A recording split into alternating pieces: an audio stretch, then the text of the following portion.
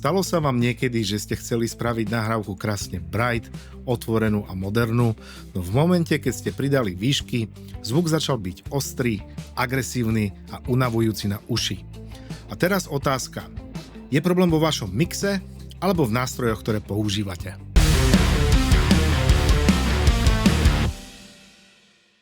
V praxi totiž veľmi často nechceme menej výšok, my chceme lepšie výšky. A presne na tento problém dnes existuje také elegantné riešenie Hi-Fal od Schwabe Digital.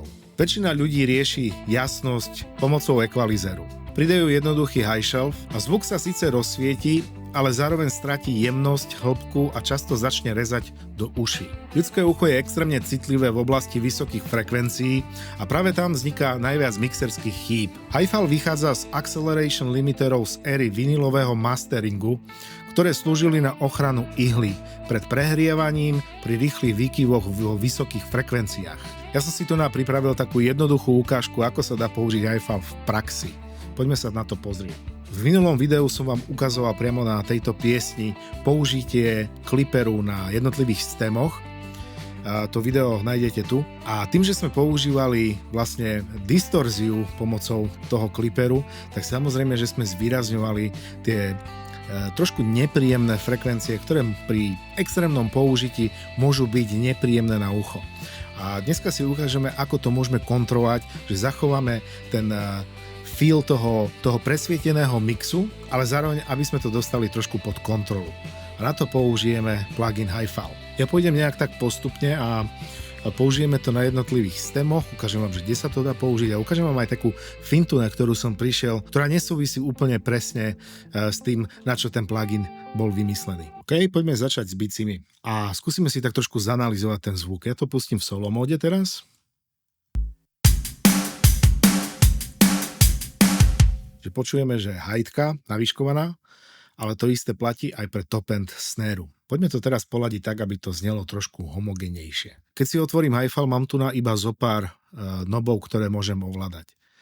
Tým najdôležitejším knobom je samotný threshold a tu máme gain reduction meter, aby sme videli, koľko decibelov nejakým spôsobom ukrojíme z toho samotného zvuku. Zároveň však máme tu nastaviteľné pásmo, ktoré určuje nejaký crossover, ktoré frekvencie sú ovplyvňované. Tým, že používam bicie, aby som možno toto nastavil niekde na nejaké 4 kHz, kľudne defaultné nastavenie a môžeme kľudne ísť úplne po najvyššie frekvencie. Ja to teraz pustím a budem postupne znižovať threshold, kým uvidím, že sa začne hýbať tento metering.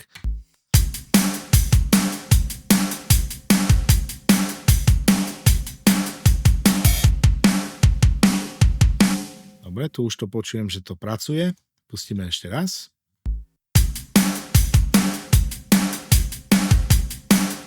A týmto knobom sa určuje, že či ten gain reduction má byť rovnakým spôsobom distribuovaný na ľavú a pravú stranu, alebo či to má v podstate urobiť ako dual mono processing, to znamená, že procesuje ľavú a pravú stranu nezávisle. A pri bicích možno by som sa trošku priklonil k tomu, aby sme to mali nezávisle od seba.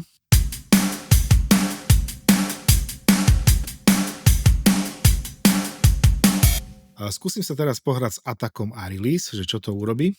Najprv atak.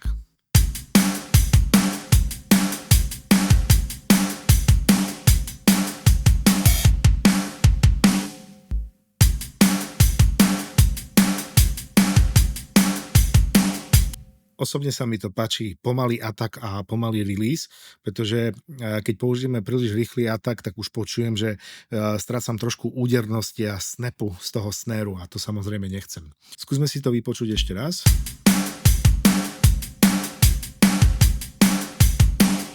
Takto to znelo predtým.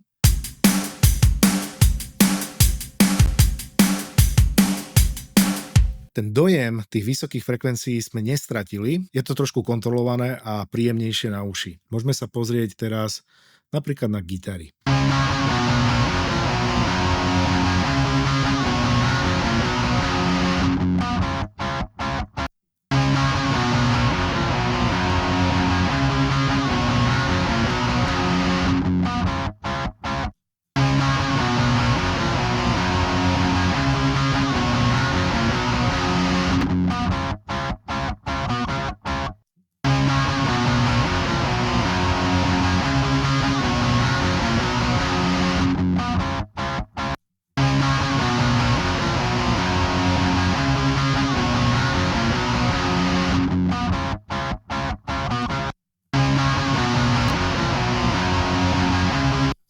tu na mi to znie najviac prirodzene. Upravil som samotný crossover, čiže vlastne ten limit, ktoré frekvencie chcem ovplyvňovať týmto pluginom.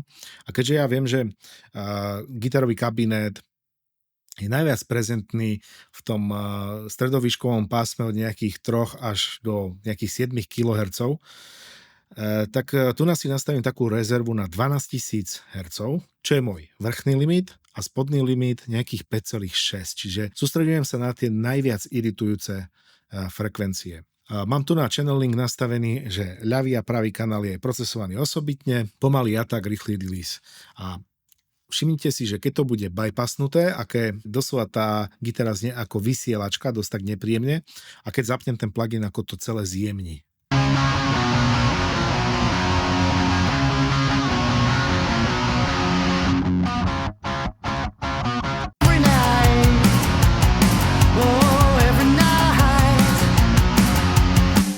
Viac tie gitary sú proste jemnejšie a viacej pasujú do toho kontextu. Poďme sa pozrieť na vokál. Tu však ten hi-fi nebudem používať bežným spôsobom, ale mám tu aj takúto vec ako paralelný limiter. Rovno si ho dám kľudne na plus 24 decibelov a tento fader mi slúži na to, že vlastne doplní cez paralelný processing určité pásmo, ktoré sa určuje tu na. Jeho najnižšia hodnota je 1 kHz a najvyššia 4 kHz.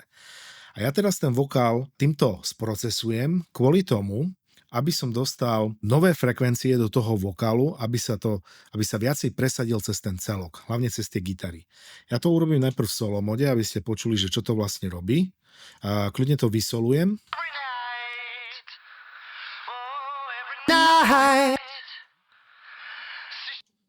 Dobre, čiže odsolujeme. Teraz si to pustíme v kontexte a budem postupne dvíhať tento fader.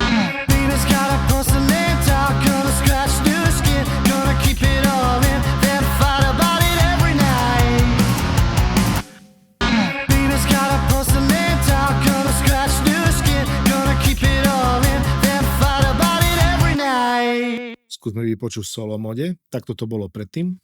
Baby's got a porcelain doll, gonna scratch new skin, gonna keep it all in, then fight about it every night. Hej, dodá to tomu vokálu taký bite, ale není to nepríjemné. Poďme sa teraz pozrieť napríklad na perkusívne záležitosti, ktoré nám hrajú tu na trošku ďalej.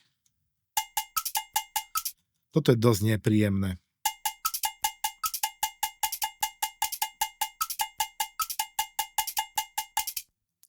Myslím, že úplne stačí.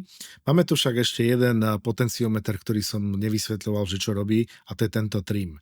Keď ho dáte doľava, svojím spôsobom uberáte v podstate ako keby high-shelvom, zjemňujete zvuk, čiže je menej navýškovaný, a keď ho dáte do plusovej hodnoty, tak ako keby pridávate high-shelf, čiže pridávate ešte vyššie frekvencie. Svojím spôsobom toto funguje ako kompenzácia, že keď prichádzate o príliš veľa výškových frekvencií, ale zároveň ich chcete zachovať, tak to jednoducho takto v podstate obnovíte.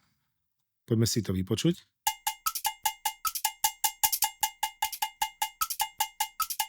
V tomto prípade ja by som ale urobil to, že by som to zjemnil trošku. Kľudne minus 2 decibely.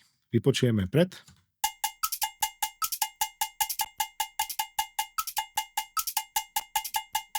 Vypočujeme v celku.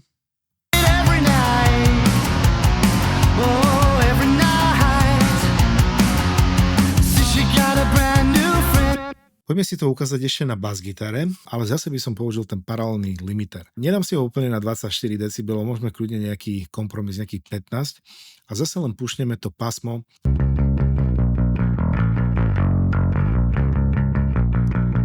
A na to, že pracujeme s DI linkou, tak teraz mi to znie viacej ako samotný amp. Skúsime to porovnať s gitarami v kontexte. Tak toto je pred.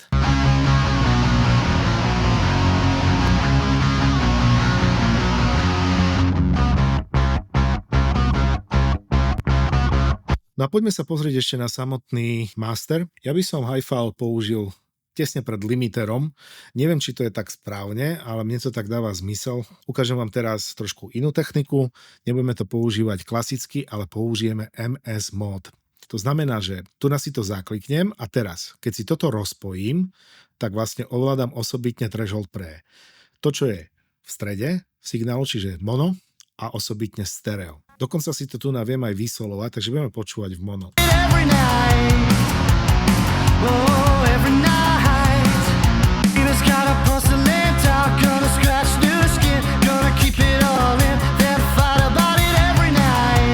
Super.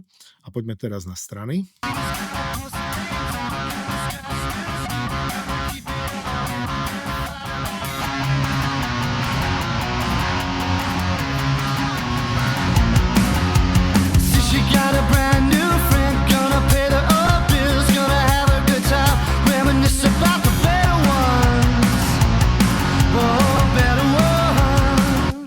Celý ten mix zrazu je oveľa jemnejší, už není taký nepríjemný na tie uši. Poďme ešte predsa len trošku sa pohrať s týmto potenciometrom alebo s týmto faderom a možno dodať ešte viacej agresivity tomu celému mixu.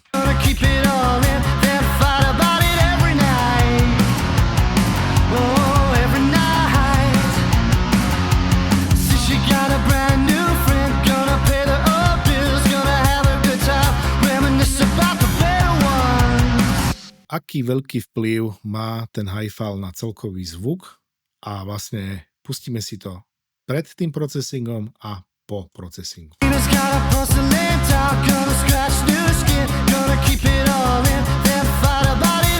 Po?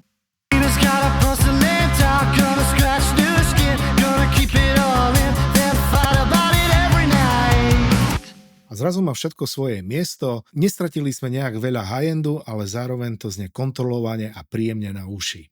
Ak si neviete rady so svojím mixom, mastrom alebo produkciou, máte pocit, že stojíte na jednom mieste a neviete sa posunúť ďalej, pozrite sa na moje webové stránky, kde ponúkam one-on-one mentoring, pretože vám viem celkom určite pomôcť. Že priatelia, ja vám veľmi pekne ďakujem za pozornosť a prajem vám pekný deň. Majte sa pekne. Ahoj!